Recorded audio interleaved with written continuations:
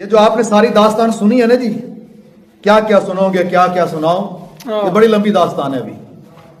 صرف آپ کے ضمیروں کو جگانے کے لیے میں نے اتنی بات کی ہے، شاید کہ تیرے دل میں اتر جائے میری بات اور تیرے اندر بھی شاید ایک آزادی کا جو ہے نا وہ چنگاری بھڑک اٹھے اور تجھے پتہ چل جائے کہ میرے پاکستان کو، میرے ملک کو کس طرح لوٹا جا رہا ہے، میری آنے والی نسلوں کو کس طرح ان کا حق مار کر ان اشرافیوں کو جو ہے نا وہ مالا مال کیا جا رہا ہے. کاش تیرا ضمیر جاگ جائے اور تو ابھی آگے سے ہی کو تھوڑا سا اپنے آپ کو سنبھال لے. یہ سرکاری عمارات صرف پولیس کے ان چند سرکاری محلات کی حفاظت، مرمت اور تزئین و آرائش پر ہر سال 80 کروڑ روپے سے کچھ اوپر خرچ ہوتے ہیں،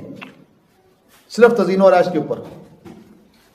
جو لاہور کے 3 بڑے اسپتالوں کے سالانہ بجٹ کے برابر ہیں. لاہور کے بڑے 3 اسپتال، بڑے بڑے جنرل، میو اسپتال، اس طرح کے بڑے بڑے ہاسپٹل جو ہے نا جی،